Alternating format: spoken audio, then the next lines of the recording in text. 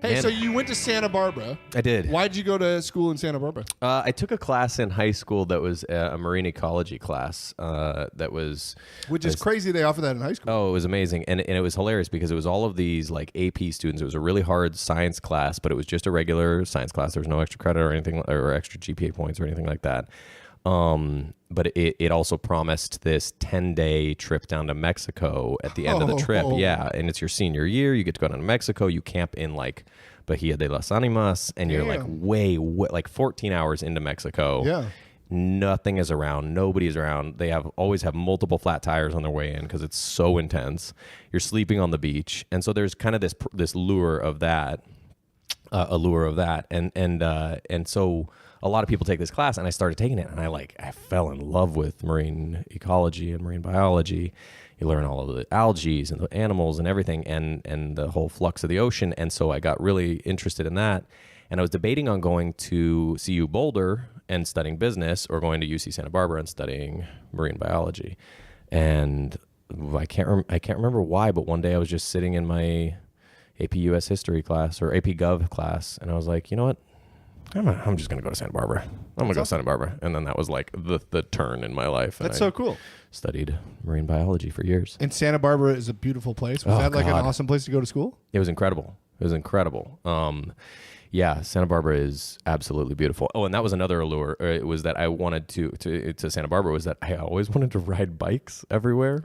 And Santa Barbara is, I mean, it's hilarious. It doesn't make no sense. This is how I make my life decisions. This is how everybody should make their life decisions. Yeah. I want to ride a bike. I mean, it's romantic. It is. I see it. Oh man, but so I was like, yeah, I want to study the ocean and I want to ride a bicycle everywhere. So I went to Santa Barbara.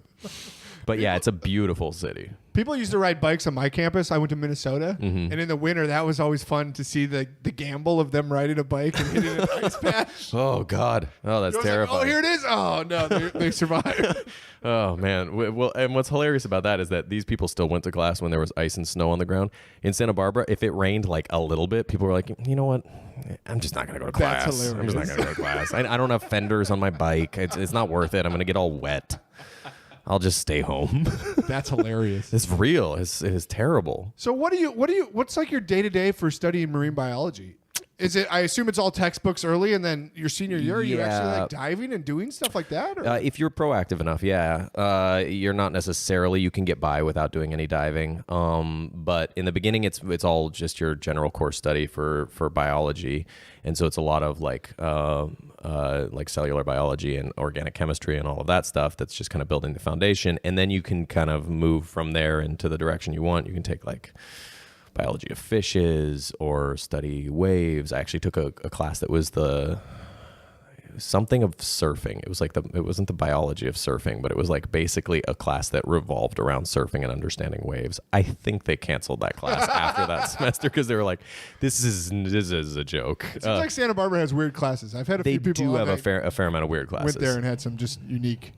Was there a porn studies class there? I want to say something. There's a human sexuality. I think there might have been a porn studies class. I think somebody took a porn studies class. There was a human sexuality class that everybody took. Like everybody took that class. Social 152. Still remember that class. And it was great. It was a little intense. Were these classes hard though? Very hard. Because I took fluid mechanics and that fucking was brutal. The hardest one for me was organic chemistry. Everything organic chemistry nice. and once physics got a little bit more intense, it was tough. But like math, like all the calculus, all of the biology, all of that made sense to me, and so I was able to get by fairly well. I've definitely said this before, but my physics class, I every week copied the homework from somebody who copied the homework. Sure. It was just like a long chain. This like dwindling chain of integrity. So one person did it for all 500 students in my freshman physics class. It was nuts how hard that shit is. Oh God, yeah. Physics gets so intense. And organic chemistry, I came from chemistry, like general chemistry, where I was like, oh, this is easy. You just kind of pay attention a little bit and you get it. And then organic chemistry, I was like, oh, I'll just like kind of pay attention and I'll get it. And I get into the first test, I think I got like a C- or maybe a D+ in the first test, and I was like, whoa, what? And I like thought I knew it. I don't know. It's hard. It's hard. My mom had to learn to go from me going from A's, because I studied civil engineering, which isn't nearly as hard, but There's physics and stuff like that. Yeah. And she had to get used to me going from A's to B's to C's. And she was like, what's happening? And she realized it was just fucking Mom, I'm brutal. surviving. I'm just treading water to keep afloat.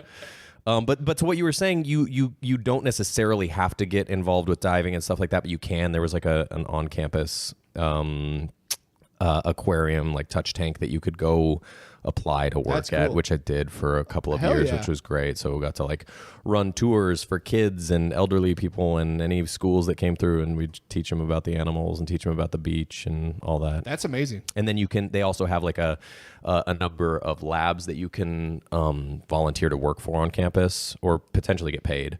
And work as like a research scuba diver. Oh, so you can do that sort of thing. What were you intending to do with this degree? I hadn't really planned that out. That was not. I wasn't so sure. I just knew I wanted to do it.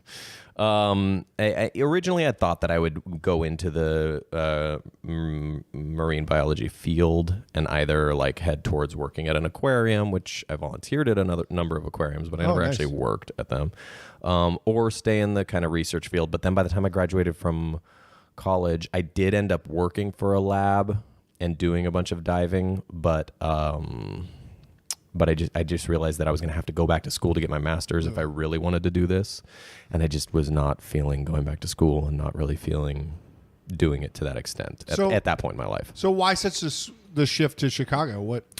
So I'd been working doing research diving for about a year, and it was a grant funded. After you graduated? After I graduated, I'd been working for the university, and that job was grant funded, and the funding was running out for my position, and so I kind of hit this point where it was like, okay, this job's ending. I talked to my sister. She lived in Chicago, and she knew I'd always wanted to try out doing comedy, so she was like, well, if you want to come to Chicago, you can stay in my apartment for 2 months and see if you like it, and then we'll go from there.